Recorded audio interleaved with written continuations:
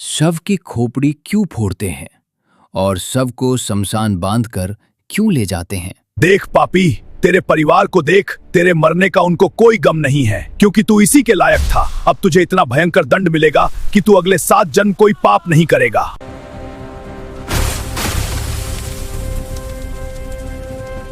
दोस्तों, क्या आपने कभी उस खौफनाक और सुन्न कर देने वाले सन्नाटे की कल्पना की है जब किसी मनुष्य की सांसें सदा के लिए थम जाती हैं? जब शरीर बर्फ की तरह ठंडा पड़ जाता है, तब उस निस्तेज देह और उसकी अदृश्य आत्मा के बीच असल में कौन सा रहस्यमयी खेल शुरू होता है? क्या आपके मन में कभी यह विचलित करने वाला प्रश्न उठा है कि शमशान की ओर जाती उस खौफनाक अंतिम यात्रा में एक बेजान और असहाय शव को रस्सियों से इतनी बेरहमी से क्यों बांधा जाता है? मृत्यु के पश्चात उस शव को एक पल के लिए भी अकेला क्यों नहीं छोड़ा जाता? चिता की धधकती अग्नि के बीच जब शरीर जल रहा होता है, तब अचानक मृतक के कपाल यानी सिर पर डंडे से इतना कठोर प्रहार क्यों किया जाता है? शव यात्रा के सबसे आगे चलने वाला व्यक्ति अपने हाथों में आग का सुलगता हुआ मटका क्यों लेकर चलता है? और शमशान से लौटते समय पीछे मुड़कर देखना पूरी तरह से वर्जित क्यों माना गया है? गरुड़ पुराण में भगवान श्री कृष्ण ने पक्षीराज गरुड़ को मृत्यु और परलोक के ऐसे गहरे और डरावने रहस्य बताए हैं जिन्हें सुनकर आज भी किसी भी जीवित मनुष्य की रूह कांप सकती है। मृत्यु इस मायावी और नश्वर संसार का सबसे अटल, भयानक और निर्विवाद सत्य है, जिससे कोई भी प्राणी बच नहीं सकता। जब किसी प्राणी का अंतिम समय अत्यंत निकट आ जाता है, तो उसे अपने चारों ओर एक विचित्र सी और डरावनी धुंध दिखाई देने लगती है। ये धुंध कोई सामान्य अंधकार नहीं है, बल्कि ये परलोक से आए संदेशवाहकों की रहस्यमयी उपस्थिति का सबसे पहला संकेत है। भगवान श्री कृष्ण गरुड़ जी से कहते हैं कि मृत्यु के ठीक पूर्व पापी मनुष्य को यमराज के भयंकर दूत स्पष्ट रूप से दिखाई देने लगते हैं। इन यमदूतों का स्वरूप इतना डरावना और विशाल होता है कि जीवित मनुष्य उसकी कल्पना मात्र से सिहर कर रह जाए। उनकी आंखें धधकते हुए अंगारों के समान लाल होती हैं और उनके नाखून तलवार की तरह तीखे और भयानक रूप से लंबे होते हैं। यमदूतों के काले और भयावह चेहरे पर एक ऐसी क्रूर मुस्कान होती है जिसे देखकर मरने वाले जीव की आत्मा असीम भय से कांपने लगती है। पापी मनुष्य भयभीत होकर अपने परिजनों की ओर देखता है, परंतु उसके कंठ से कोई स्वर नहीं निकल पाता। ये क्रूर यमदूत उस पापी जीव के शरीर से उसके प्राणों को अत्यंत बलपूर्वक और निर्दयता से खींचते हैं। उस अंतिम क्षण में मनुष्य को ऐसा असहनीय कष्ट होता है मानो हजारों बिच्छुओं ने उसके शरीर के मर्म स्थानों पर एक साथ भयानक डंक मार दिया हो। प्राणों के इस भयंकर खिंचाव से मनुष्य के नेत्र उलट जाते हैं, मुख से फेन आने लगता है और शरीर में एक तीव्र ऐंठन उठती है। प्राणों के निकलते ही वो जीवात्मा अपने भौतिक शरीर को त्याग देती है। शरीर त्यागने के तुरंत बाद वो आत्मा अंगूठे के आकार का एक सूक्ष्म शरीर धारण कर लेती है, जिसे शास्त्रों में अंगुष्ठ मात्र शरीर कहा गया है। ये सूक्ष्म शरीर अपने ही मृतदेह के ठीक ऊपर हवा में तैरने लगता है और नीचे का दृश्य देखता है। वो अदृश्य और सूक्ष्म आत्मा अपने ही निस्तेज शरीर को और उसके चारों ओर बैठकर विलाप करते हुए अपने परिजनों को अत्यंत दुखी होकर देखती रहती है। उसे अपनी मृत्यु पर बिल्कुल भी विश्वास नहीं होता। वो बार बार अपनों से बात करने का प्रयास करती है, उन्हें छूने की कोशिश करती है, लेकिन कोई उसकी पुकार नहीं सुनता और न ही कोई उसका स्पर्श महसूस कर पाता है। यही उस आत्मा की सबसे पहली और भयानक पीड़ा होती है। मृत्यु के पश्चात हिंदू धर्म में सबसे पहला और अनिवार्य नियम यह है कि शव को शमशान ले जाने से पूर्व एक पल के लिए भी अकेला नहीं छोड़ना चाहिए। गरुड़ पुराण के अनुसार मृत्यु के तुरंत बाद शरीर और आत्मा का संबंध पूरी तरह से समाप्त नहीं होता है। आत्मा अपने मृत शरीर के आसपास ही मंडराती रहती है और उसे अपने पुराने भौतिक शरीर से असीम मोह होता है। यदि शव को सूना या अकेला छोड़ दिया जाए तो जीवात्मा को अपने परिजनों को पास न पाकर अत्यंत भयानक मानसिक पीड़ा का अनुभव होता है। इसके अतिरिक्त गरुड़ पुराण एक अत्यंत भयानक रहस्य भी उजागर करता है कि रात के समय नकारात्मक शक्तियां, पिशाच और प्रेत आत्माएं वातावरण में अत्यंत सक्रिय हो जाती हैं। यदि शव को बिना किसी निगरानी के अकेला छोड़ दिया जाए तो कोई भी बुरी शक्ति उस पर हावी हो सकती है। अघोरी और तांत्रिक विद्या का अभ्यास करने वाले भी काली रातों में ऐसे ही लावारिस शवों की खोज में रहते हैं। वे मृतदेह का उपयोग अपनी काली विद्याओं, भूत प्रेत जगाने और भयानक तांत्रिक क्रियाओं के लिए कर सकते हैं। यदि ऐसा होता है तो मृत व्यक्ति की आत्मा परलोक में भयंकर यातनाएं सहने के लिए विवश हो जाती है और उसे प्रेत योनि में अनंत काल तक भटकना पड़ता है। इसलिए शव की रक्षा करना सबसे बड़ा धर्म माना गया है। यही कारण है कि शव के पास हमेशा परिवार का कोई न कोई सदस्य उपस्थित रहता है और वहां निरंतर एक पवित्र दीपक जलाए रखा जाता है। ये दीपक न केवल अंधकार को मिटाता है बल्कि इसके प्रकाश से जीवात्मा को सुरक्षा का अनुभव होता है। व्यावहारिक और वैज्ञानिक दृष्टि से भी देखें तो मृत्यु के पश्चात शरीर का अत्यंत तीव्र गति से क्षय होने लगता है और उसमें अनेक प्रकार के दूषित कीटाणु पनपने लगते हैं। चींटियां, कीड़े मकोड़े, मक्खियां या अन्य जीव उस मृत और असहाय देह को हानि पहुंचा सकते हैं। शव की पवित्रता और सम्मान को बनाए रखने के लिए परिजनों को उसके पास बैठकर निरंतर उसकी देखभाल करनी पड़ती है। खुशबूदार अगरबत्ती और धूप जलाने का विधान भी इसलिए है ताकि शरीर से उत्पन्न होने वाली दुर्गंध और कीटाणुओं को नष्ट किया जा सके। गरुड़ पुराण में एक विशेष नियम यह भी है कि यदि किसी व्यक्ति की मृत्यु सूर्यास्त के पश्चात होती है तो उसका दाह संस्कार उसी रात नहीं किया जा सकता। रात के अंधकार में अंतिम संस्कार करने से आत्मा को परलोक में कभी शांति नहीं मिलती। यदि मृत्यु पंचक काल में हुई है, जो कि ज्योतिष शास्त्र के अनुसार 5 अत्यंत अशुभ दिन होते हैं, तो भी शव का तुरंत दाह संस्कार नहीं किया जा सकता। ऐसी स्थिति में शव के साथ कुशा घास का एक पुतला बनाकर उसका भी प्रतीकात्मक संस्कार किया जाता है ताकि परिवार में अन्य मृत्यु न हो। अगर मृतक का कोई पुत्र या पुत्री दूर हो तो उनके आने तक शव को सुरक्षित रखना पड़ता है। मान्यता है कि अपनी ही संतान के हाथों से किया गया दाह संस्कार आत्मा को शीघ्र मोक्ष प्रदान करता है, इसलिए उनकी प्रतीक्षा की जाती है। अब उस अत्यंत गूढ़ और सिहरन पैदा करने वाले रहस्य की ओर बढ़ते हैं कि शव को अंतिम यात्रा के लिए शमशान ले जाते समय अर्थी से कसकर क्यों बांधा जाता है। विशेषकर मृतक के दोनों पैरों के अंगूठों को एक साथ धागे से क्यों बांध दिया जाता है। जब प्राण शरीर से बाहर निकलते हैं तो अज्ञान और मोह से ग्रसित जीवात्मा अपने शरीर से दूर नहीं जाना चाहती। वो अत्यंत व्याकुल होकर बार बार अपने उसी ठंडे पड़ चुके भौतिक शरीर में पुनः प्रवेश करने का असफल प्रयास करती रहती है। आध्यात्मिक विज्ञान और योग शास्त्रों के अनुसार सूक्ष्म शरीर द्वारा भौतिक शरीर में प्रवेश करने का सबसे मुख्य और निचला मार्ग मूलाधार चक्र होता है। ये चक्र मनुष्य के पैरों और रीढ़ की हड्डी के सबसे निचले हिस्से से गहरे रूप से जुड़ा होता है। मृतक के पैरों के अंगूठों को एक साथ कसकर बांध देने से शरीर का वो प्रवेश मार्ग पूरी तरह से अवरुद्ध और सील हो जाता है।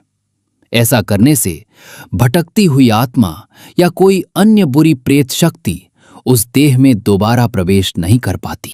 जीवात्मा जब बार बार बंद शरीर में घुसने का प्रयास करती है तो उसे उस टकराहट से अत्यंत भयंकर कष्ट और असहनीय पीड़ा सहन करनी पड़ती है।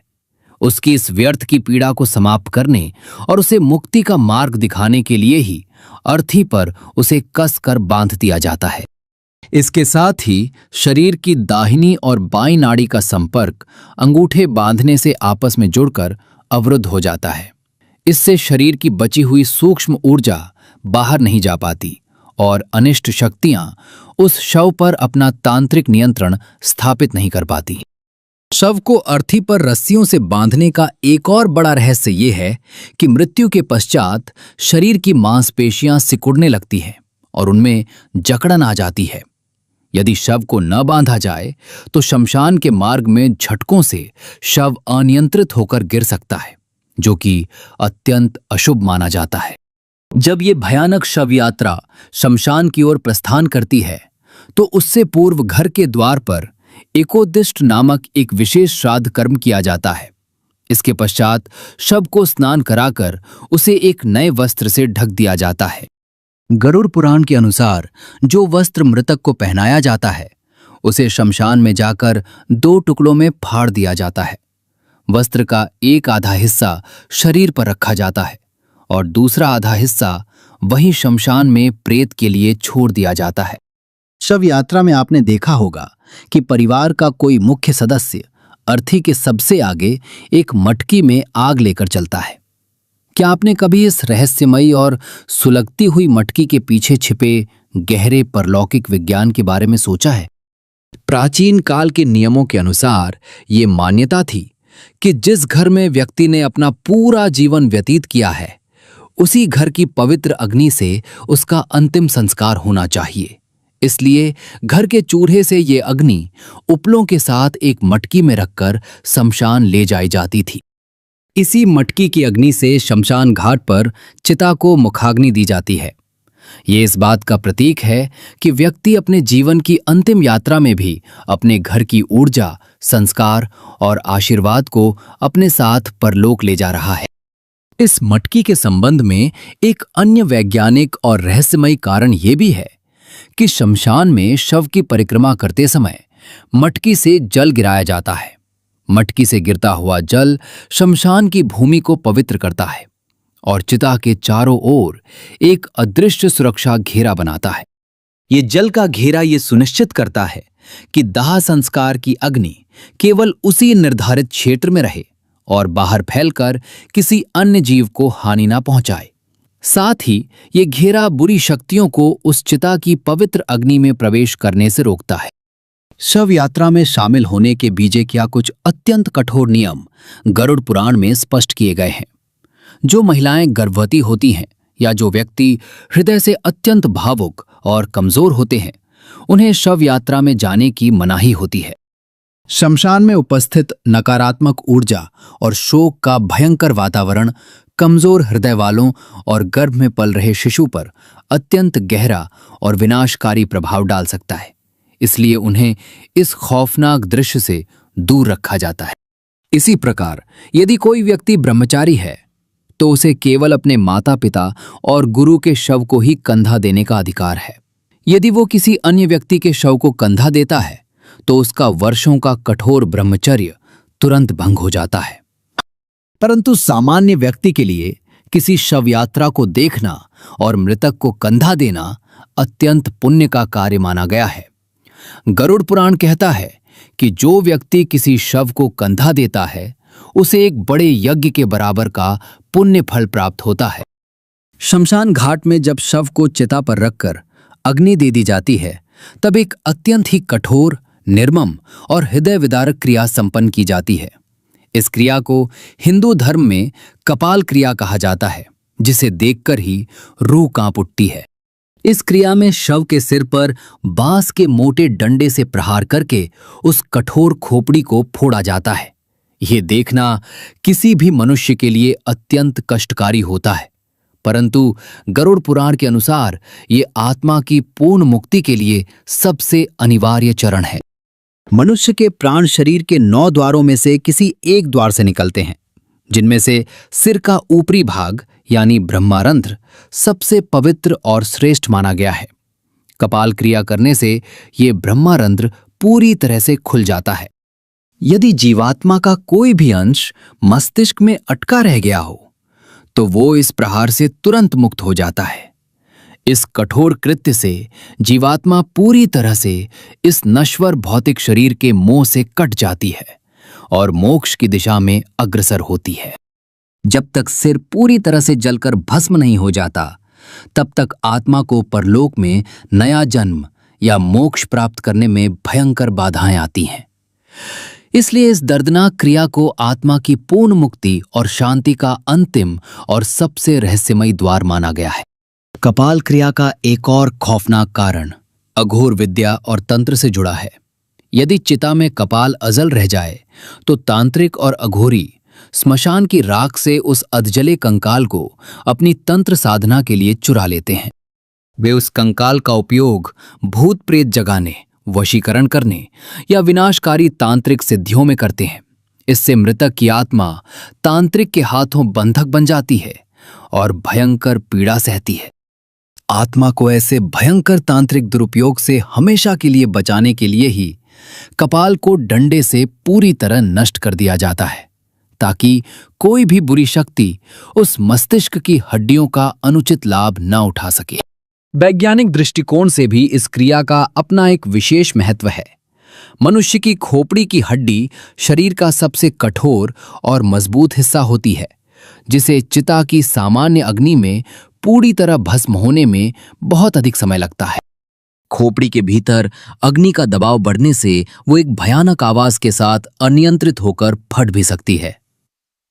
इसलिए उसे पहले ही डंडे से तोड़कर अग्नि को मस्तिष्क के भीतर तक पहुंचने का मार्ग दे दिया जाता है, ताकि शव पूर्ण रूप से पंचतत्व में विलीन हो सके।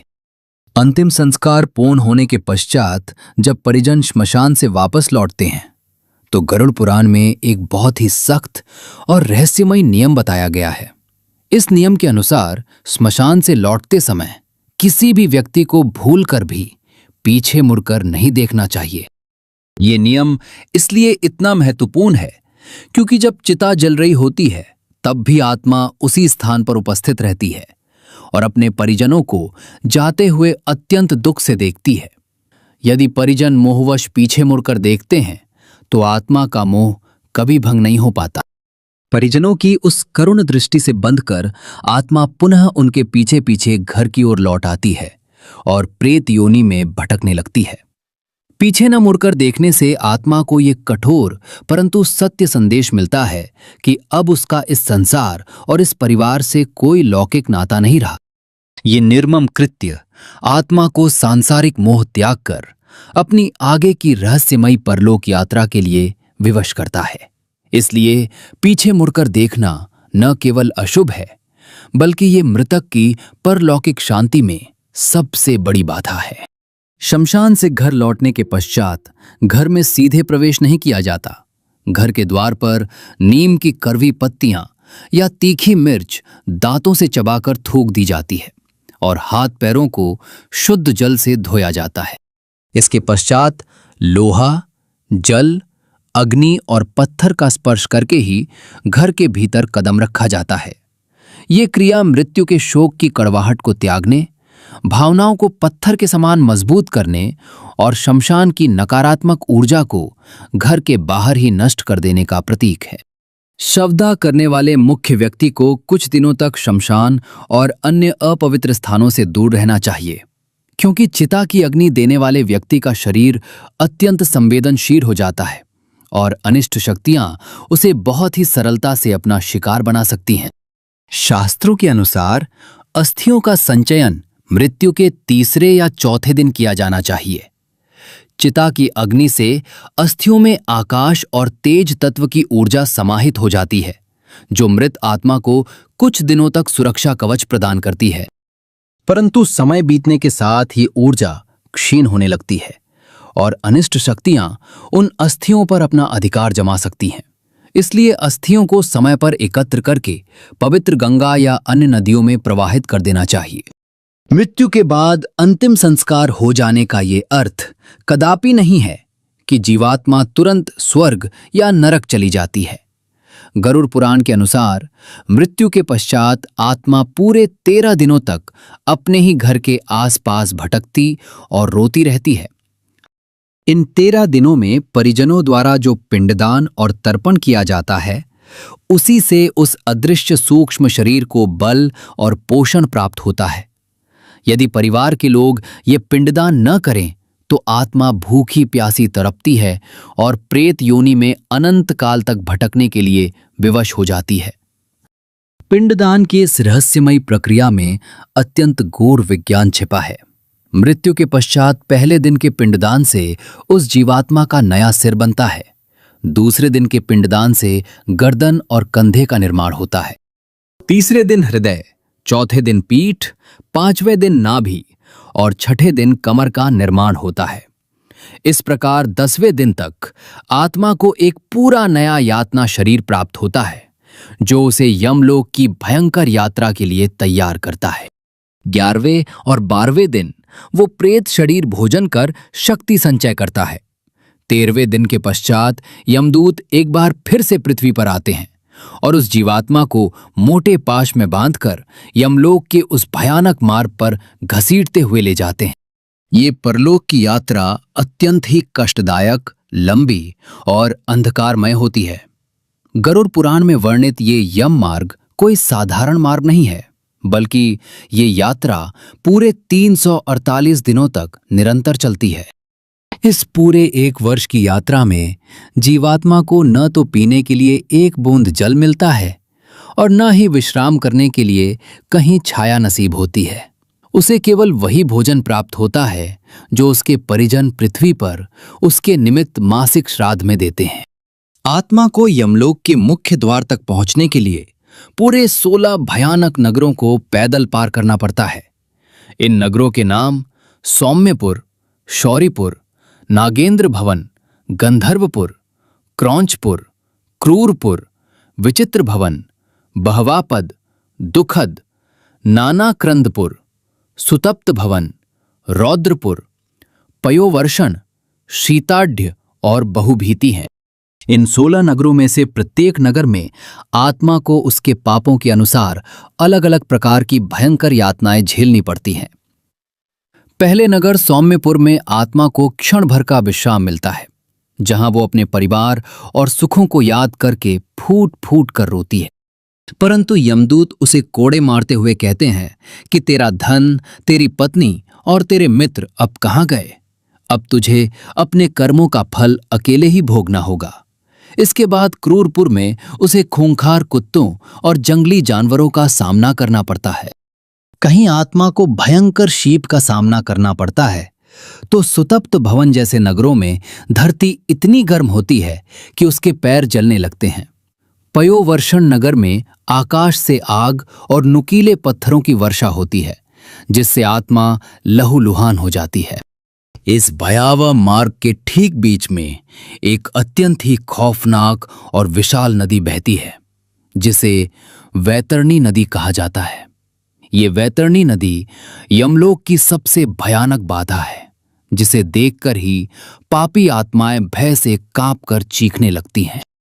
वैतरणी नदी में सामान्य जल नहीं बहता, बल्कि ये पूरी नदी उबलते हुए पीप, मवाद, दुर्गंध युक्त रक्त, मांस और हड्डियों से भरी हुई है। इस नदी का प्रवाह अत्यंत तीव्र और भयंकर गर्जना करने वाला होता है। इस खौफनाक नदी के तट पर और जल के भीतर भयानक मगरमच्छ, मछलियां और वज्र जैसी तीखी चोंच वाले मांसभक्षी गिद्ध निवास करते हैं। जब कोई पापी आत्मा इस नदी के पास पहुंचती है, तो ये जीव उसे नोचने और खाने के लिए उस पर टूट पड़ते हैं। इस रक्तमयी नदी को पार करने का केवल एक ही उपाय गरुड़ पुराण में बताया गया है। जिस मनुष्य ने अपने जीवन काल में निस्वार्थ भाव से गौदान, गाय का दान किया हो, उसे इस नदी को पार करने के लिए एक प्रेत द्वारा चलाई जाने वाली दिव्य नाव मिल जाती है। जिस पापी के पास गौदान या अन्य शुभ कर्मों का पुण्य नहीं होता, यमदूत उसके नाक और मुंह में लोहे का मोटा कांटा फंसाकर उसे उस खौलती हुई नदी के बीच से बेरहमी से घसीटते हुए ले जाते हैं। वो आत्मा उस रक्त में डूबती उतराती भयानक कष्ट भोगती है। जो लोग धर्म के नाम पर चोरी करते हैं, दूसरों की निंदा करते हैं या जो दूसरों के दुख में खुश होते हैं, उन्हें भी इस वैतरणी नदी की भयंकर यातनाओं में धकेल दिया जाता है। लहरों के थपेड़े उन्हें नरक की ओर खींचते ले जाते हैं। लगभग 1 वर्ष के निरंतर भूखी प्यासी और कष्टकारी यात्रा के बाद वो क्षत विक्षत जीवात्मा यमराज की विशाल नगरी, जिसे यमपुर कहा जाता है, के मुख्य द्वार पर पहुंचती है। वहां उसे धर्मराज यमराज के भयंकर दरबार में प्रस्तुत किया जाता है। यमराज के दरबार में उनके मुख्य सहायक चित्रगुप्त विराजमान होते हैं। चित्रगुप्त के पास प्रत्येक जीवात्मा के जीवन भर के शुभ और अशुभ कर्मों का अत्यंत सूक्ष्म और सटीक लेखा जोखा मौजूद होता है। चित्रगुप्त उस आत्मा के समस्त गुप्त रहस्यों, पापों और पुण्यों को यमराज के समक्ष पढ़ते हैं। मनुष्य सोचता है कि उसने एकांत में छिपकर पाप किया है और कोई नहीं देख रहा, परंतु चित्रगुप्त के श्रवण नामक दूत सब कुछ सुन और देख रहे होते हैं। जीवात्मा के इन्हीं कर्मों के आधार पर यमराज अत्यंत निष्पक्ष होकर अपना अंतिम न्याय सुनाते हैं और आत्मा को स्वर्ग या नरक की प्राप्ति होती है। गरुड़ पुराण में पापियों को दंडित करने के लिए 28 प्रकार के भयानक नरकों का अत्यंत विस्तृत वर्णन किया गया है। इन 28 नरकों में आत्मा को रोंगटे खड़े कर देने वाली ऐसी यातनाएं दी जाती हैं जिनकी कल्पना करके ही किसी का भी शरीर सुन्न पड़ सकता है। प्रत्येक नरक किसी विशेष प्रकार के पाप के लिए निर्धारित किया गया है और वहां का दंड उसी पाप के अनुरूप होता है। गरुड़ पुराण मृत्यु के इन कठोर नियमों के बीच कुछ विशेष अपवाद भी स्पष्ट करता है। कुछ विशिष्ट परिस्थितियों में हिंदू धर्म में शव का दाह संस्कार करना पूर्णतः वर्जित माना गया है, क्योंकि इससे आत्मा को मोक्ष नहीं मिलता। यदि 11 वर्ष या उससे कम आयु के किसी बालक की मृत्यु हो जाए तो उसके शव को अग्नि नहीं दी जाती। बच्चों की आत्मा अत्यंत पवित्र होती है और उनका भौतिक देह से कोई विशेष मोह नहीं जुड़ पाता, इसलिए उन्हें मिट्टी में भू समाधि या जल समाधि दी जाती है। इसी प्रकार यदि किसी स्त्री की मृत्यु गर्भावस्था के दौरान हो जाए तो उसका भी दाह संस्कार करना निषिद्ध है। इसके पीछे एक अत्यंत संवेदनशील कारण यह है कि चिता की अग्नि से गर्भ फट सकता है और शिशु बाहर आ सकता है, इसलिए उन्हें भी जल या थल समाधि ही दी जाती है। आत्महत्या करने वाले, सांप के काटने से मरने वाले, हैजा, आग या बिजली गिरने से जान गंवाने वाले लोगों की मृत्यु को अकाल मृत्यु माना जाता है। गरुड़ पुराण कहता है कि ऐसी अकाल मृत्यु होने पर आत्मा को सामान्य रूप से परलोक में गति नहीं मिल पाती। ऐसी भटकती आत्माओं की शांति के लिए केवल अंतिम संस्कार पर्याप्त नहीं होता, बल्कि नारायण बलि नामक एक विशेष कर्मकांड और यज्ञ करना अनिवार्य होता है। यदि ये कृत्य न किया जाए तो वो आत्मा प्रेत बनकर परिवार में लगातार अनिष्ट और अकाल मृत्यु का चक्र शुरू कर सकती है। सांप के काटने से हुई मृत्यु के मामले में आत्मा के उद्धार के लिए सर्प बलि का विधान बताया गया है। इसमें एक ब्राह्मण को सोने के सर्प की प्रतिमा और गाय का दान किया जाता है, तभी उस जीव को भयानक नरक और प्रेत योनि से मुक्ति मिलती है। मृत व्यक्ति के लिए अत्यधिक शोक मनाना और महीनों तक विलाप करना भी गरुड़ पुराण में वर्जित बताया गया है। तर्पण और अग्नि संस्कार हो जाने के पश्चात परिजनों को अपने आंसुओं पर नियंत्रण रखना चाहिए। जब परिवार के लोग अत्यधिक रोते हैं और मृतक का बार बार नाम पुकारते हैं तो परलोक की ओर जाती हुई उस आत्मा को अत्यधिक मानसिक कष्ट होता है। उसका मोह जागृत हो जाता है और वो अपनी आगे की आध्यात्मिक यात्रा छोड़कर फिर से लौकिक बंधनों में उलझने लगती है। मृतक की कोई भी वस्तु, जैसे उसके कपड़े, उसकी घड़ी या उसके गहने, जीवित लोगों को कभी नहीं पहनने चाहिए। इन भौतिक वस्तुओं में मृतक की असीम ऊर्जा और उसका गहरा लगाव बसा होता है। यदि कोई जीवित व्यक्ति उन वस्त्रों या गहनों का प्रयोग करता है तो आत्मा असहज हो उठती है और वो उस व्यक्ति को मानसिक और शारीरिक रूप से परेशान कर सकती है। इसलिए उन वस्त्रों को गलाकर नया रूप देना चाहिए या उन्हें किसी सुपात्र को दान कर देना चाहिए। सूदक और पातक के नियम भी मृत्यु के पश्चात अत्यंत महत्वपूर्ण होते हैं। शव यात्रा में जाने वाले को 1 दिन का, मुर्दा छूने वाले को 3 दिन का और कंधा देने वाले को 8 दिन का सूतक लगता है। घर में आत्महत्या होने पर यह पातक 6 महीने तक माना जाता है। इन नियमों का पालन न करने से जीवित व्यक्तियों पर प्रेत बाधा और नकारात्मक शक्तियों का प्रभाव पड़ सकता है। ये नियम केवल पवित्रता के लिए नहीं, बल्कि अदृश्य शक्तियों से बचाव का एक आध्यात्मिक कवच भी है। अंत में भगवान श्री कृष्ण पक्षे राज गरुड़ जी को ये परम ज्ञान देते हैं कि मनुष्य को ईश्वर ने जो ये अनमोल बुद्धि और देह दी है, उसका उद्देश्य केवल सांसारिक सुख भोगना नहीं है। ये जीवन सत्कर्म करने, दान देने और आत्मज्ञान प्राप्त करने का एक दुर्लभ और अमूल्य अवसर है। जो व्यक्ति अपने पूरे जीवन काल में निस्वार्थ भाव से धर्म का पालन करता है, गरीबों को भोजन कराता है और निरंतर ईश्वर का ध्यान करता है, उसके अंतिम समय में भयानक यमदूत नहीं आते। ऐसे पुण्यात्मा को लेने के लिए भगवान के दिव्य पार्षद आते हैं। ऐसे पुण्यात्मा मनुष्य के लिए मृत्यु कोई खौफनाक अंत नहीं, बल्कि परमात्मा से मिलन का एक महान उत्सव बन जाती है। उसे यमलोक की यातनाएं नहीं सहनी पड़ती और न ही वो वैतरणी नदी के खौफनाक दृश्यों का सामना करता है। मृत्यु के पश्चात उस श्रेष्ठ आत्मा को एक दिव्य विमान में बैठाकर सीधे स्वर्गलोक या गोलोक धाम ले जाया जाता है। वहां वो एक प्रकाशमय आध्यात्मिक शरीर प्राप्त करके अनंत काल तक आनंद में रहता है और जन्म मरण के इस भयानक चक्र से सदा के लिए मुक्त हो जाता है। मृत्यु का ये संपूर्ण विज्ञान और गरुड़ पुराण के ये रोंगटे खड़े कर देने वाले रहस्य हमें केवल डराने के लिए नहीं रचे गए हैं। ये ज्ञान हमें मोह माया की गहरी नींद से जगाने और जीवन के वास्तविक उद्देश्य को समझाने की एक अत्यंत कठोर चेतावनी है। जब हम इन गहरे रहस्यों को समझ लेते हैं तो मृत्यु का भय धीरे धीरे समाप्त होने लगता है और जीवन जीने का सही अर्थ समझ आने लगता है। मनुष्य को ये ज्ञात हो जाता है कि जो जन्मा है वो एक दिन अवश्य मरेगा, परंतु वो मृत्यु अंत नहीं, बल्कि कर्मों के अनुसार एक नई और रहस्यमयी यात्रा की शुरुआत मात्र है। तो दोस्तों, उम्मीद है आपको ये जानकारी अच्छी लगी होगी। जानकारी पसंद आई तो वीडियो को लाइक जरूर करें और कमेंट में जय श्री कृष्ण लिखना ना भूलें और हमारे चैनल को सब्सक्राइब जरूर कर दीजिएगा। मिलते हैं अगले वीडियो में। धन्यवाद।